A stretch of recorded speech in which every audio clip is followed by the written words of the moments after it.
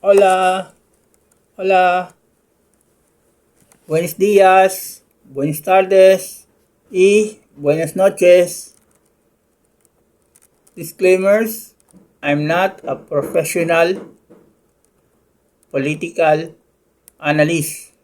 I'm just doing this for the love of my country, for God's sake.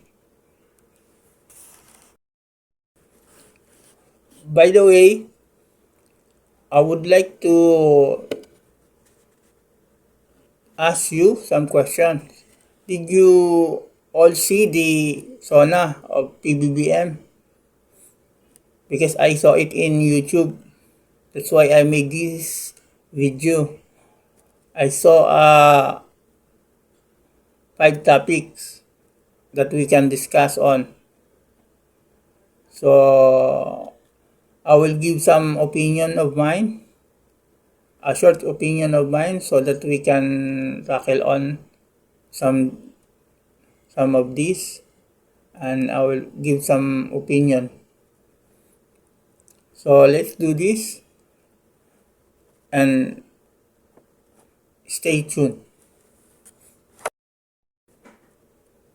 PBBM says that former Speaker Martin Romualdez will face charges for flood control scandal, and this will be a great development or great improvement on this scandal. For me, this will be a good progress for this scandal. I am looking forward on it. Let's say I would say to see is to believe. If they will do what they announce. So sabi nila, abangan ang susunod na kabanata. So let's do this. So that's my first in my list. So second on my list is the electric bill will be reduced so that for the reason that they will remove the system loss. The charge for the electric bill will be removed in regards with electric system loss. So, I remember before when I was in the Philippines, when I was in my home, when I see my bill, my Meralco bill, I called the Meralco agent, the hotline, Meralco hotline, and asked them that why would I pay the system loss. They said that that was on the law. They are just only implementing it.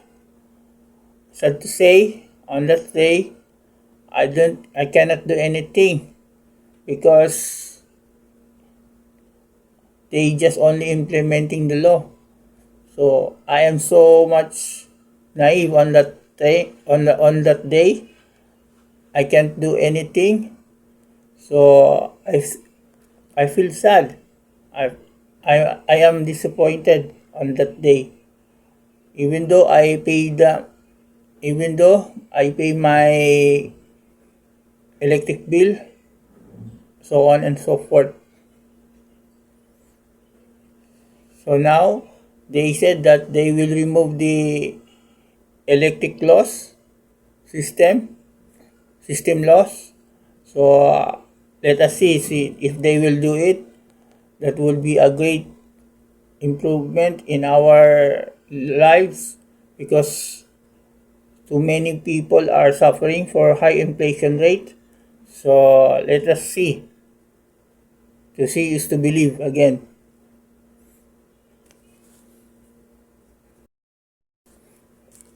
And then third on my list is the tax exemption for the salary range for 300,000 per year.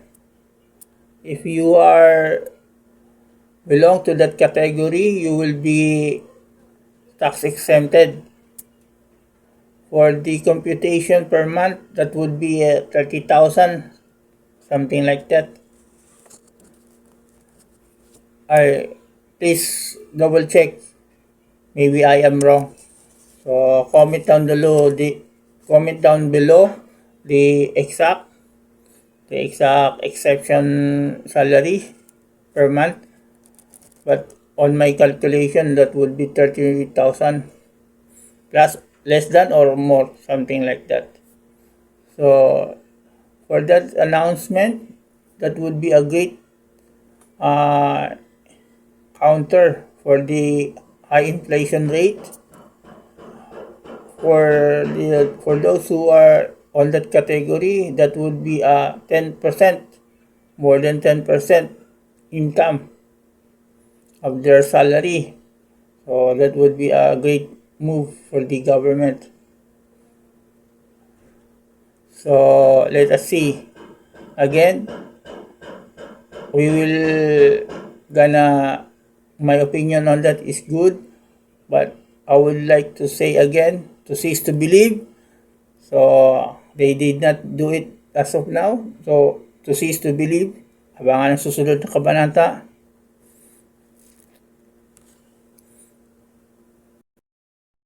So number 4 on my list is the tax exemption, or I mean the amnesty for tax for real estate. This would be a good one for those who are late on the payment of tax real estate. This will be a good development because you will not pay a penalty for the real estate that you own. For example, you have a house, you will not pay a penalty for not paying a real estate tax. So on my side, that would be good, but I don't have much property because I am only a poor. I'm just only working here in abroad for my family. Sakto lang ang lahat. Hindi ako makabili talaga ng kung ano-ano. So although kahit na gusto kong bumili ng bahay at lupa, hindi ko kakayanin kasi masyadong mataas yung presyo ng mga bahay at lupa. So nag-aaral pa yung anak ko ng college. So ipon po muna.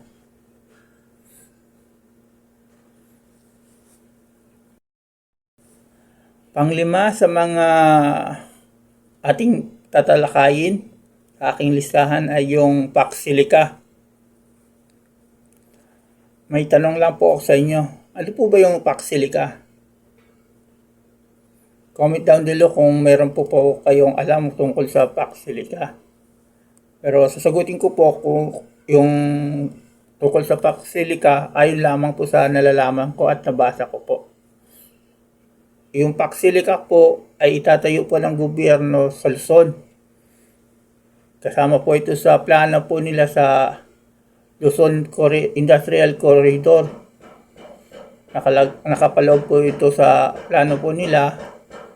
Ang Pax Silica rin po ay initiated ng Amerika. Ang Pilipinas ay sumama sa organization na ito para sa AI development. So, ibig sabihin, may pros and cons po ito. Unahin po natin ang pros. Ang pro, pagka natayo po ito, magkakaroon po ng magandang trabaho ang mga Pilipino sa lugar na iyon, sa bandang Clark.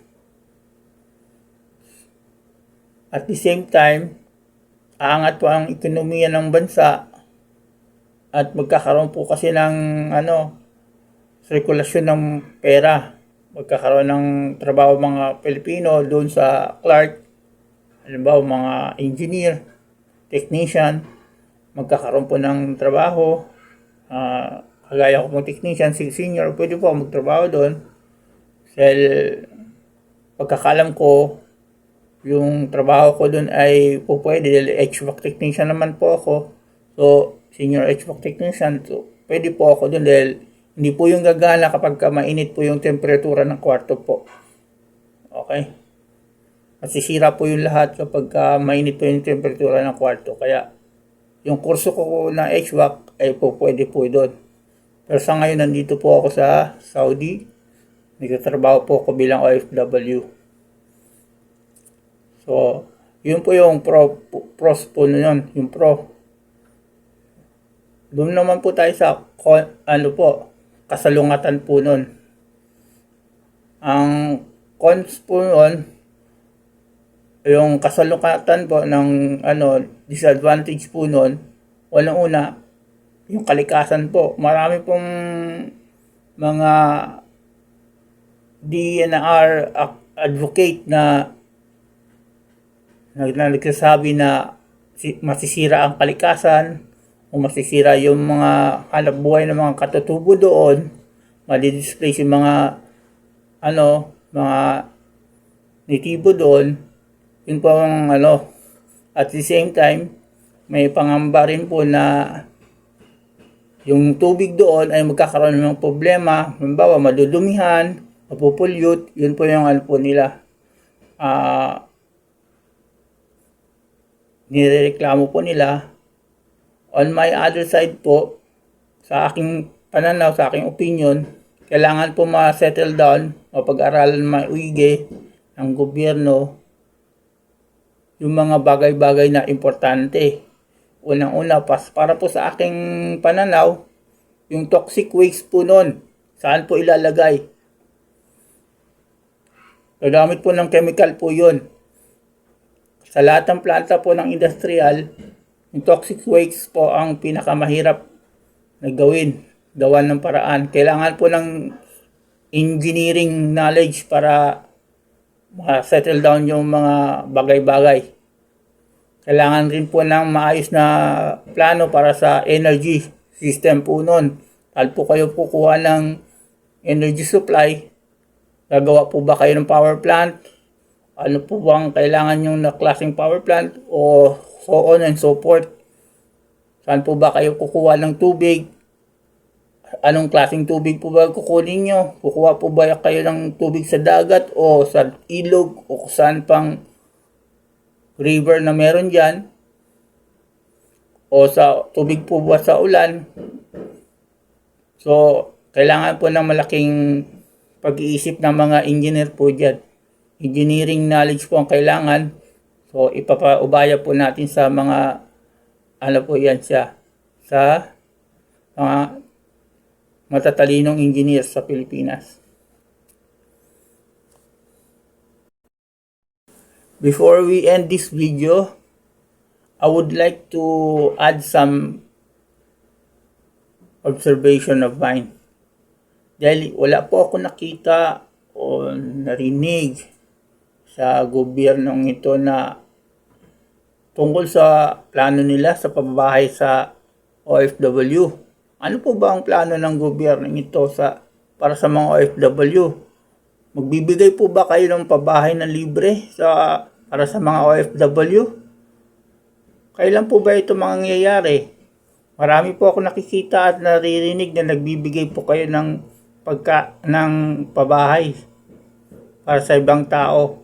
Ano po ba ang plano ninyo sa mga OFW? Naalala ko nakaraang mga taon nung nasa Pilipinas po ako, pumunta ako sa Housing Authority, National Housing Authority. Nagtanong ako kung meron po ba silang pabahay para sa mga OFW. Sinagot po nila ako nang wala po silang programa para po sa mga OFW. Ang nais ko lamang po ay magkaroon ako ng bahay na libre O kung di naman po bahay, lupa na matatayuan para sa aking pamilya. Dahil wala po akong bahay na pwedeng pagtayuan po. Dahil ano nga lang po ako. Nag-squatter nga lang po ako sa Manila. So, nawa marinig ng gobyerno yung sinasabi ko. Sana magkaroon ng libreng bahay ang mga OFW. Kasi mahirap ang buhay namin. Masyadong marami kaming sinasakripisyo. So, yan lamang po ang aking nakita sa gobyernong ito. Ano po ba talaga ang plano ninyo sa aming mga OFW? Wala po ba kayong plano? Sa mga darating na halalan, ano po ba mga gagawin natin? Yun lang naman po ang aking nais. Sana mapabatid ko sa gobyerno ang aking mga sinasabi. Makarating ito sa kanila sa kinaukulan. Nais ko lamang po tanungin kayo, ano po ba yung layunin ninyo para sa mga OFW? Sana bigyan nyo kami ng bahay na libre o lupa man lang na libre kasi nahihirapan na kami. So, salamat po sa pagkakataon po ninyo. Magkita-kita po tayo uli. Please subscribe po sa channel na ito. Nawa, pagpalain po kayong lahat. Please, nawa, share this video so that everybody can know what is in my mind. Thank you very much. Subscribe and hit that notification bell. Comment down below all your comments. Kung ano po ang mga opinion ninyo, i-comment nyo lang po dyan. At paki-like na rin po ang video na ito para yun po ni YouTube. Ipalaganap po ni YouTube yung video na ito. I-like nyo po. Maraming salamat po. Adios amigos.